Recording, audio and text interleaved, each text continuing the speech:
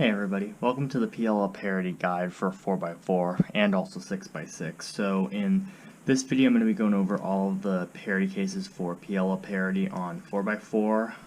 So I do want to point out that the way I do some of these cases may not be the best way for everybody, because there's multiple ways to do it, but in most of these cases the way I'm going to show you is probably the best way to do it. But again, you might want to watch different tutorials or try experimenting with it yourself, but I'm going to be showing you what I think is are the best ways to do all these cases. And to start, the algorithm I'm going to be using for the parity is this one right here. If you do one like this, where it doesn't do a U2, you may have to slightly adjust the algorithms to accommodate for that. So because everybody uses different algorithms for parity, but I'll be doing it with this one. But like I said, if you use a different one that gives a different result, you just have to slightly modify how you do it. So let's just go ahead and get started. So I'm going to be starting with the cases where we have the corners solved. So the first case is pretty obvious. It has these two that are swapped. This is just pure parity, and all you do for this one is just the algorithm that you've been using the whole time. I'm sure that was pretty obvious to a lot of you. But in this case, we have two adjacent edges swapped. So the way we do this is we do a setup move to make these across from each other and do the parity algorithm. And there's multiple ways to do it, but the way I tend to do it is like this. You do R, U, R prime U, do parity. And then you do a U and then undo those setup moves, which would be R, U prime, R prime. And of course, this one can be applied from any angle. You just kind of have to kind of use your intuition to see what the most appropriate moves are. So you might have to do like L moves and take it out from the back. But I'm sure you guys can all figure it out.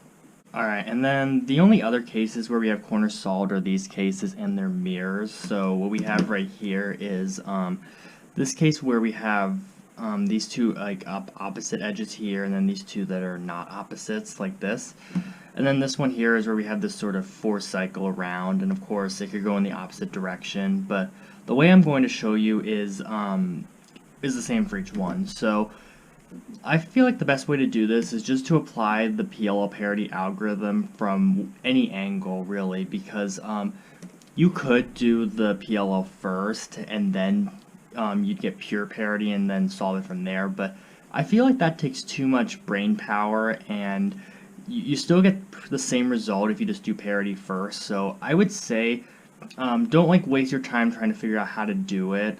Just do the parity algorithm from any angle, and then you basically get a PLL that you would just do from there. So in this case we got a U perm, and here we got a Z perm. Alright, now we're going to be moving on to cases where we have headlights right here but nothing over here. So we'll start out with these two cases as they are quite similar.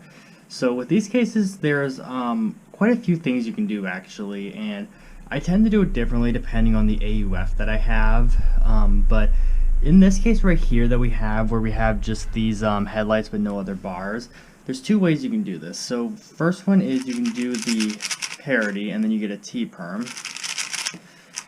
But another way you can do it is you can also do the T perm first and then you get pure parity and then you just solve it from there. And like I said, I do this depending on what the AUF afterwards is going to be, because just it kind of helps to reduce how many U moves you have to do in between it, which of course helps to lower your time. So just kind of play around with it and see which one is most appropriate to do first. And yeah, and then this one here is quite similar, except it's a little bit different with how you do it. So this is where we have this sort of 2x3 block, but these two corners are swapped. So here's how you would do this one. So the first one, you can do the T perm first from this angle, and then you get pure parity, except you have to do a U move to do it.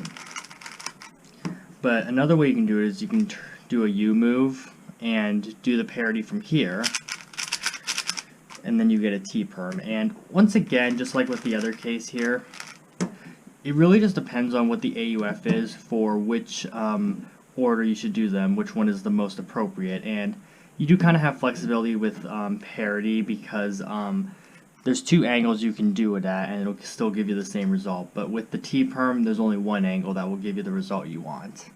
Alright, so the next two cases are these right here, which are just mirrors of each other. So basically what we have here is it looks like an R-perm here, a G-perm here, a J-perm, and another G-perm. So for these here, all you have to do is from any angle is apply parity, and you'll be left with an A-perm, which is pretty nice because it's only 9 moves, and it's not too terribly difficult to do on a large cube. And this one here, like I said, is just the mirror of it. And you kind of just have to memorize what it looks like from each side. And once I recognize this case, I just do parity from whatever angle I have. And like I said, any angle will give you an A-perm. And then once you get that A-perm, you would just solve it from there and be done. Alright, so here's the next case that we have. So in this one here, we have these sort of two bars right here, and this of course is the mirrored case. We kind of have a T-perm here, G-perm, A-perm, and R-perm. So there's a couple ways you can do this, but we'll start out with this one right here. So if we have the bar where it's on the right here, you want to do the parity right here where you don't break up these bars. And then you're just left with the J-perm, which is really nice to do. Now in this case, when you do the parity, you'll end up with the J-perm except the mirrored one. Now for those of you who are right-handed, which I'm sure most of you are, the other J-perm is a lot nicer to do than this one.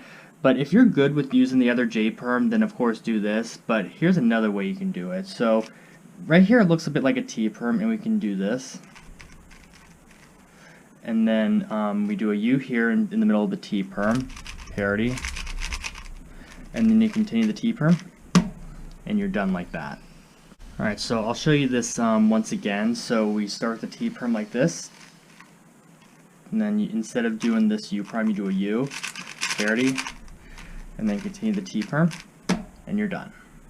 Alright, so now we have these two cases right here where we have this sort of 1x3 bar and then this sort of 2x2 bar right here, and both these of course are mirrored. Now in these cases right here, depending on which one you have, it's actually better to do parity first or last. So starting with this one right here where we kind of have a J-perm like this, what you want to do here is you just do the J-perm like normal, and then you're left with pure parity. But in this case right here where it's the bars back here, if you were to do that from the other side, you'd have to do the other J-perm. But what's even better is if you put this 1x3 bar right here, and you just do parity, you're left with a J-perm. And you know, J-perms are one of the nicest PLLs to do on 4x4. Alright, so the next case we have is this one right here, and again, these are mirrors. So this case is a little bit more difficult to recognize, but I'll show you what to do. So we have these this 1x2 bar in this corner sort of solid with it, and then we have this other 1x2 bar right here. So if you have this case where it kind of looks like a G-perm right here and an A-perm right here, if you just do a J-perm right here, you get pure parity. Now for the other case, it's a little bit more difficult, and there's two options you can do for this. One of them is to just do the parity right here, that kind of goes through these headlights. But when you do this, you will end up with an R-perm, which isn't as nice, but is not too terribly bad. Another way you could also do this is if you're comfortable doing the opposite J-perm, like this, you'll then end up with pure parity. So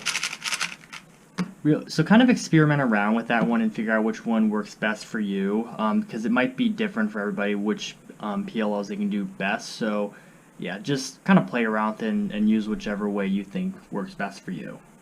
Alright, and here's the last adjacent swap. So in this case here, and again these are mirrors, we have these headlights right here, but there are no other bars anywhere on this. Now for this case here, unfortunately I have to say that I can't really find a super efficient way to do this, and the best thing I think that you can do for this is put the headlights on the side like this, do parity, and then you will end up with an R-perm, but like I said, there really isn't any other better way to do this. Like, I don't know a good way to set this up into a J-perm, for example, and And of course with R perms there is one that is preferable to do, but I find these are very difficult to recognize, and the amount of time you would save by doing one R perm over the other is probably not that significant.